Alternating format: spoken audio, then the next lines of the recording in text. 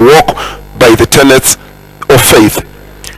The biggest challenge I have right now in our entire ministry is our counseling has no leadership. There is no defined leadership. There is no leading that is going on. So there may be leadership, as in there is a need, so therefore this person is a leader. We're not leaders because we have a title. We are leaders because we lead. Are you sure you're still there? So, who are counselors in the house of God? I am partially responsible for the problems we're having in the counseling ministry right now, because I looked, and my attention being drawn aside for some time now, I allowed for people who shouldn't have become counselors to actually be appointed as counselors. Possible for a person in church for 6 months, 1 year. In actual fact, let me tell you the truth, I don't believe anyone who's been in the Lord 3 to 5 years qualifies as a counselor. I'll explain why. Church counselors must be people, number one, who are grounded in the word. Grounded in the word. In fact, if a person hasn't done the very basic, which is go through Bible college, they cannot be a counselor. But we have people who are counselors who haven't gone through Bible school. Number two, people who live exemplary lives from which counselees can learn. Life of a counselor must be such that their life is one that when the counselee is sitting and listening to the counselor, there is no contradiction from the action of the person and from what their mouths are saying. Number three, they have a heart that desires to see people, number one, born again, number two, grounded in the word, and number three, established in the kingdom. And therefore, one of the paradoxes we have right now is of counselors who never go on outreach. That's like having a butchery that doesn't believe in cattle. It's impossible to have the heart of a counselor. Their hearts get moved by the plight of the people they are speaking to. So they are empathetic towards the people they counsel, and they earnestly desire to see them develop in the knowledge of the word and to be established in the kingdom. What are the characteristics that are needed in a counselor? What characteristics are needed in a counselor? Number one, they must be someone who is knowledgeable of the word of God and of life in general. One of the challenges we have is of having someone who is facing challenges in their lives or is not exercised, cannot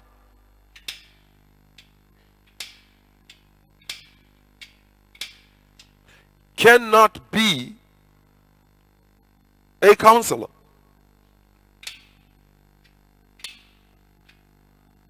So all of these are empty.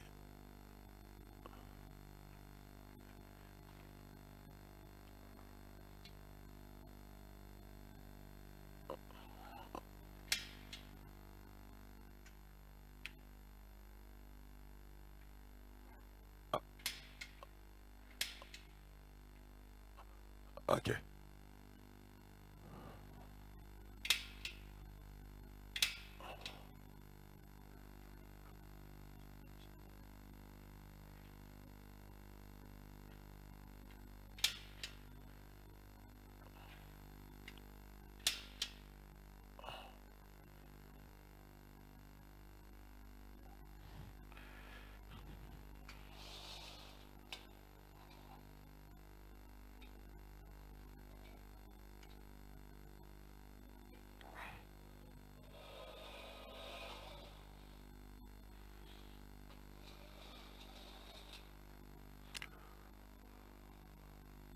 All right.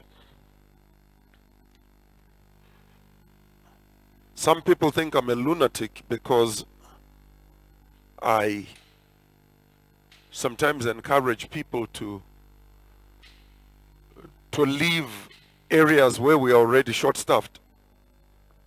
The reason is simply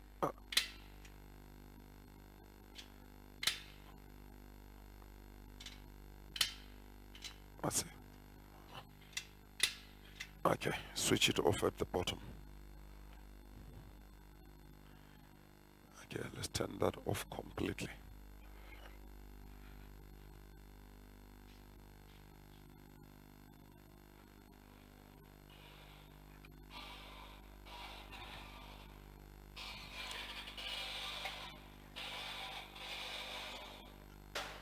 Make sure that we've turned. Why are we smashing them?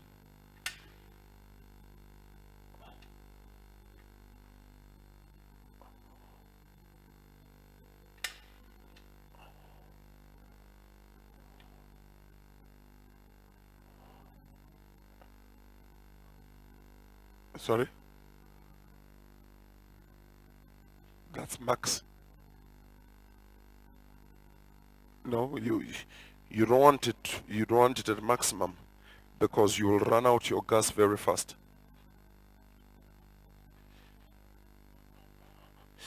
I'm burdened, very heavily burdened about counseling.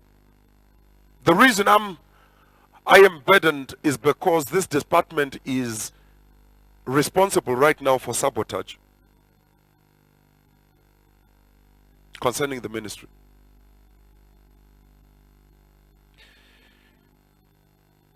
Number 3. So there must be, number 1, knowledge of the word and of life in general. Number 2, empathy for the people that they will meet.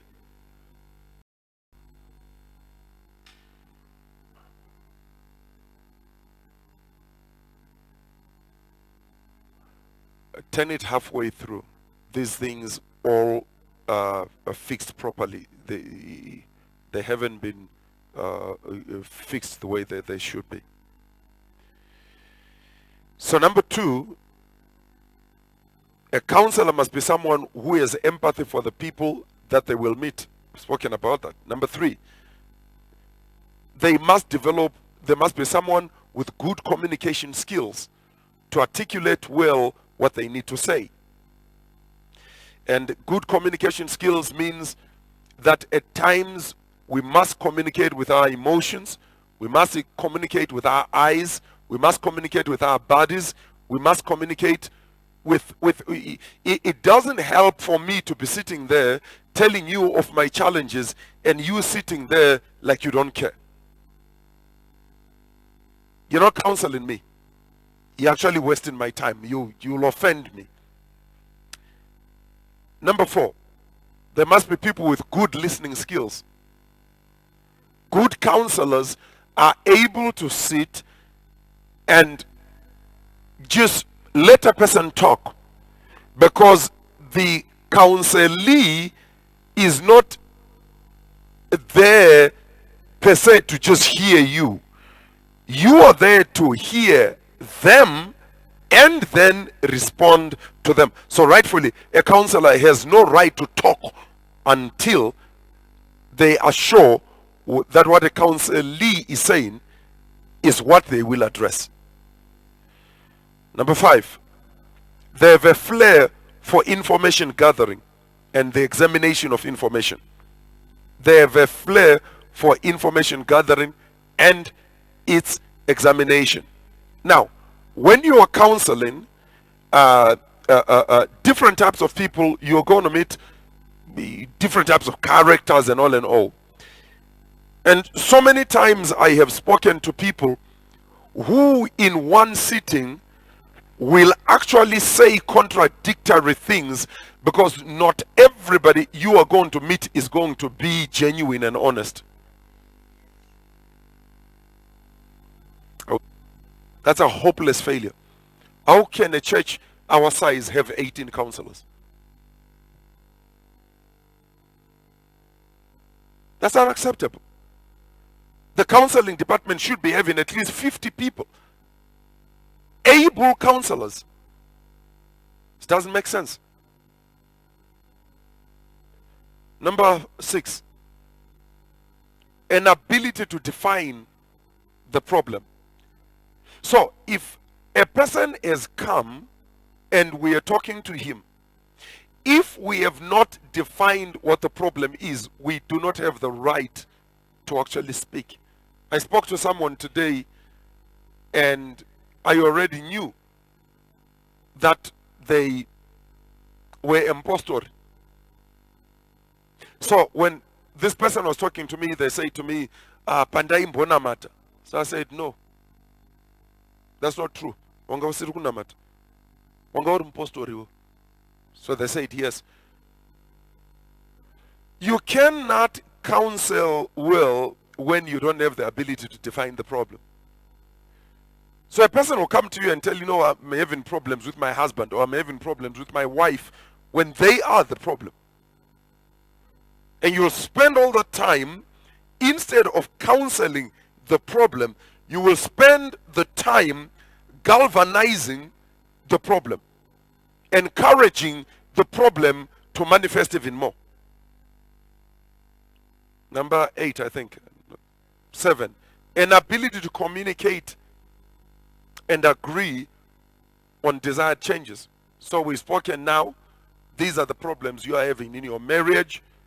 What I need to know is what needs to be, or rather,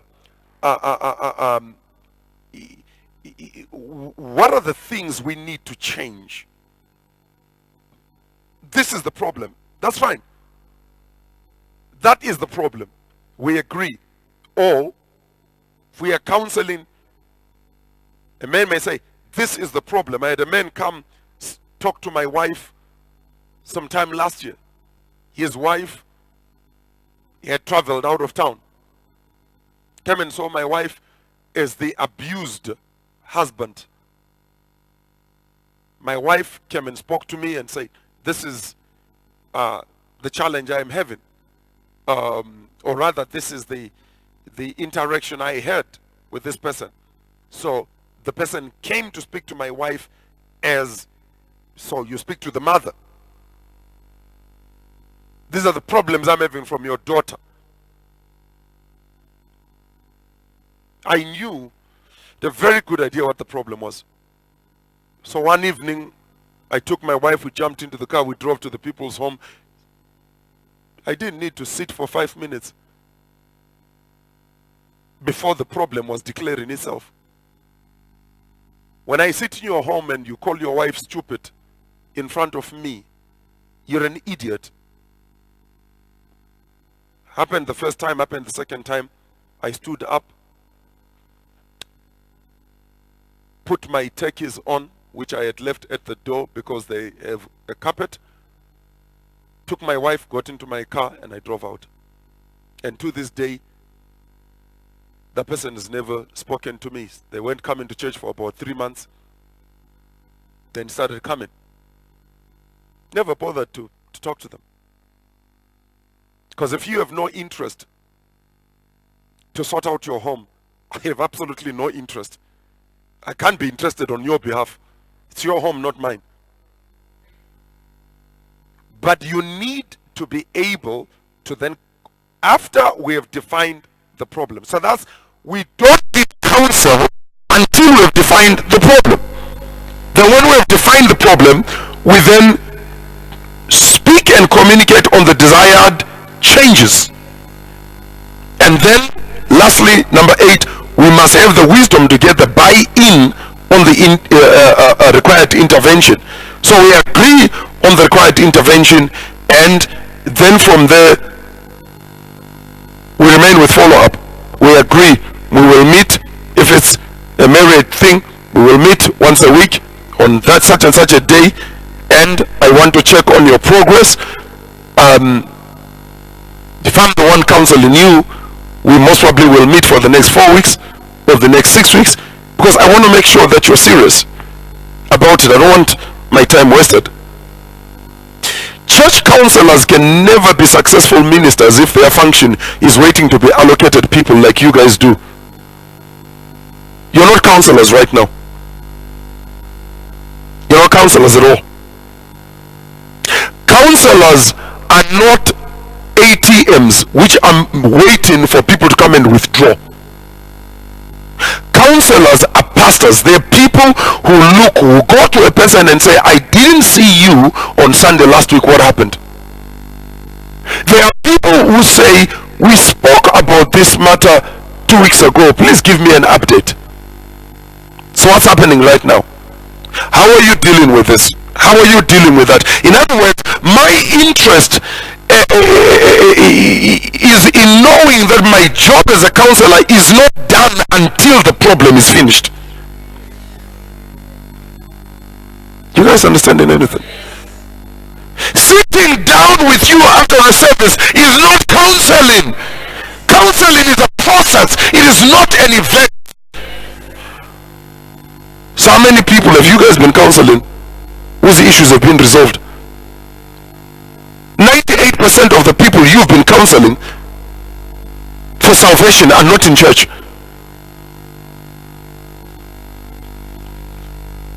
If the church can continue without your ministry, it's because your ministry is irrelevant. And right now the church is actually continuing without your counseling ministry. And that's why I need to deal with this and address it today.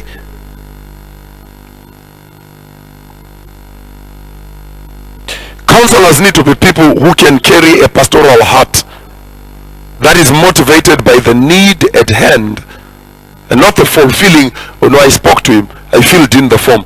Did you end in the form to the office? Yes, the form's been ended into the office, so that's the end. I have this young man here, like I'm giving you the example on Sunday. Somebody counseled him. That was the end. You have a guy who is impostor. He's working on his own right now. If I hadn't seen him, he would not have been receiving further counsel. We didn't even have his contact number. The counselor had his contact number. We had to find other ways. I had to go where this person is said to have been seen, because someone said, no, I've seen this guy at such and such a place. We had to go there physically, look for him until we found him. I have a counselor carrying the number in their pockets, not giving a damn about it. What are the weaknesses that a counseling department can have? Number one, impersonal counseling. Impersonal counseling is when we are just marking the register. We are counseling because we are counseling. Impersonal counseling is done because we are fulfilling a duty. Number two, absence of communication and contact that proves caring. Absence of communication and contact that proves caring. Number three, lack of personalized follow-up. Not follow-up that the moment they answer the phone, they know, no, you are doing this because the church requires it. Number four, poor training, knowledge of the scriptures. That's why I say to you, unless a person has been through Bible school, there must never, ever be a counselor. Number five, failure to refer cases that are harder to an authority that will deal with them. It's not a sin to say, let's go and see the pastor. Number six, the lack of passion to see people born again, established and grounded in the faith. The absence of passion. If the counselor is spiritually dead, the counselee will die. And number six, rather number 7, 2, 4, 6, 7, ignorance of what the ministry stands for and what its standards are. The above is the worst form of sabotage that can happen to any ministry. When this happens, ministry gets sabotaged. Why? because people in the pastorate will minister to people who they have to convince of the need to come to church. First bridge crossed. Then a person will come to church and they give their lives to the Lord.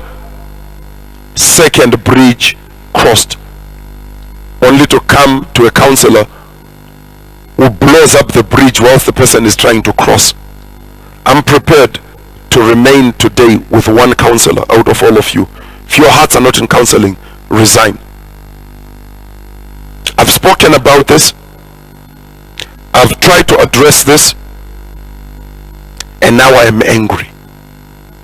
I am angry at all the people that I see week after week, and after that I'm following up, and I find nobody found them. Nobody even got in touch with them. We have a principle of counseling in this ministry, and that principle is within 24 hours the person has been contacted.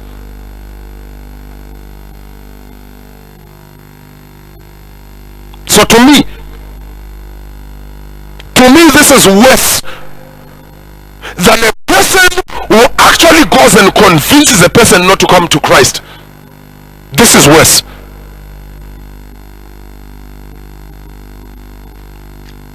Lastly, an assigned person who is a counselor plays truant with a new convert, sending them straight back to hell.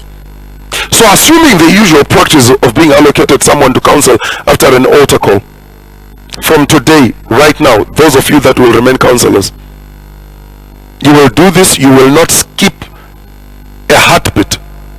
In other words, you will not take a second breath until all of this has been done. Like I said to you, I will be restructuring the counseling ministry with immediate effect. I will run the counseling ministry myself for the next number of months. So I am the new head of counseling with immediate effect. I'm actually surprised. How many of you are from JRC? 1, 2, 3, 4, 5, 6, 7, 8, 9, 10, 11. How many of you are from BG? 1, 2, 3. How many of you are from MC? 1, 2, 3, 4, 5. How many of you are from Ntumbane? 1. We have serious problems. And the problem now is that possibly coming even from your pastors, the seriousness is not being embraced. So this is the regimen of counseling we are all going to abide by. I'm going to send you all these notes tonight once I know what platform to use. Number one, counselors and those who fill up for counselors, people such as ushers and ministry leaders, must be taught how the system works. Number two, at the altar call, a counselor must immediately establish first-time contact with their counselee by introducing themselves warmly and professionally. Hi, my name is Bothwell Perry. I am going to be counseling you today and for the next coming number of weeks. Please feel free to address anything to me that you need to address, whether it is questions or any clarity that you will want. After the pastor is finished praying with us, we will go and we will sit down together. We need to stop this habit of just coming, just plonking ourselves behind people, and then when the prayer has been done, now we are starting to redirect the people. If we had already spoken to them and created a relationship, we wouldn't need that. If I had already said to you, from here we will leave and we're going to sit in that section, I wouldn't need to try to start jogging you. Kindly fill in this form, and when you're done, please hand it back to me. Do you need any help here? Alright, name, or do you want me to fill it up for you? Number three, after prayer the new converts or any other altar call. The counselor must sit and explain the relevant scriptures, ensuring that the counselor is fully conversant with the discussion. So when we are talking, I am not battering the counselee with scripture. You see, Romans says this and then John says this. No. Sometimes I need to take the Bible, turn it over to the person, and from today I do not want to see any counselor using an electronic gadget. You bring me the paper Bible, hand it to the counselee, ask them to read the scriptures that you are giving to them. Let them read them for themselves. And by the way, Swanda, raise up your phone. Raise up your phone, the one you're holding. Do not ever sit in front of me as a leader, as a counselor. That doesn't do nots, neither can you read a Bible on that. So just make sure it doesn't happen. If it happens, we're going to have very serious problems here. So after prayer has been offered to the salvation altar call or any other altar call, the counselor then sits and explains the relevant scriptures and ensure that the counselee is engaged. What is happening right now? See, John 3 verse 16 says, for God so loved the world. So we just rumble away and this person just sits, listens. After all right, okay, no relationship has been established. This person here will not hear from you for this coming number of days. Then some of them, Friday, Saturday, church. That's an insult. Number 4, the counselor must ask questions and then give the counselee the opportunity and the freedom to ask questions as well. The counselee's questions are more important than the counselor's ones, as they bring better knowledge of the counselee. So if you come to me and we're talking about your marriage, my first responsibility, I sit and I listen, because you're the one who came. When you have finished talking, and I will ask you, are you done? Those of you that have come to my office, you will know that that is what I do. I want to hear your story. When you are done, now I will ask you questions. What am I doing? I'm mining. I ask you questions. From the questions I can deduce, number 1, whether you are lying. Number 2, whether you are organized. Number 3, whether you genuinely have a problem or you are a problem shifter. As with this man here, his interest, he had only one interest.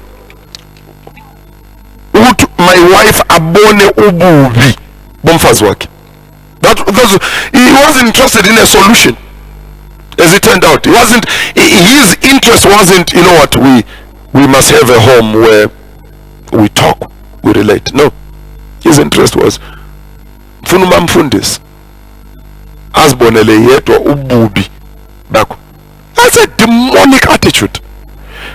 But if you as a counselor do not catch that,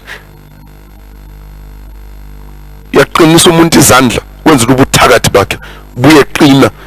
He's going to be worse than he was when he left, because umamfundisi bevumelana naye.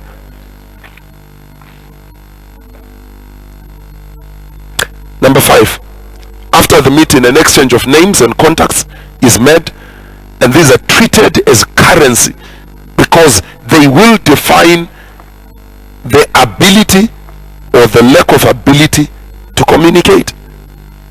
The person's number is like a wallet with money to you.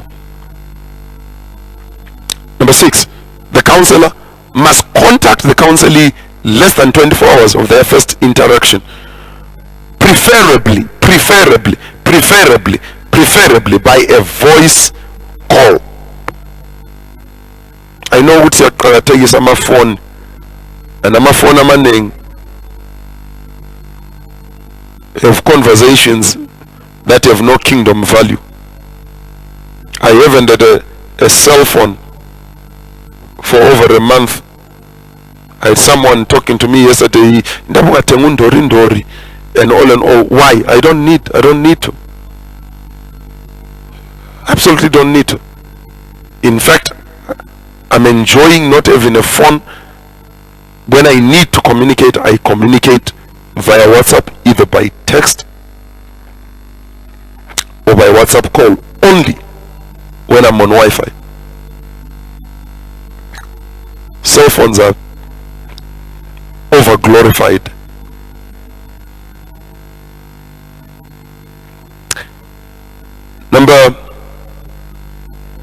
Still on number 6. The counselor must express their joy at meeting the counselee.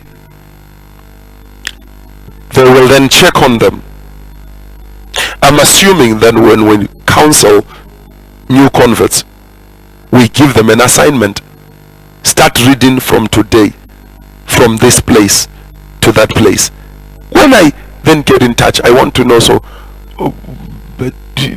first of all, did you read yesterday's or today's scriptures? Yes. So what is your understanding?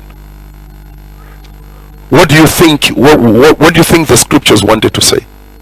I want to see counselors who arrange with people to meet them 15 minutes before a service begins. Ukwenzela ukuthi ahlale phansi bakhulume ngombhalo, azi ukuthi umuntu lo ngumuntu wami ngimniphiweyo nguJehova lo, ngifuna mangihambe ngimbambile isandla nxa into isenzakala. I am able as well to give an account.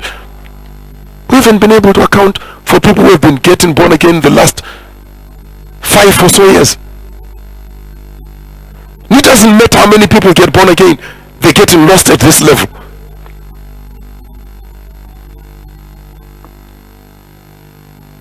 Number 7, within the same week and at least twice a week thereafter, the counselor must keep in contact with the counselee, ensuring that their Bible reading is on schedule, and to inquire if there are any questions, those questions that arise being addressed.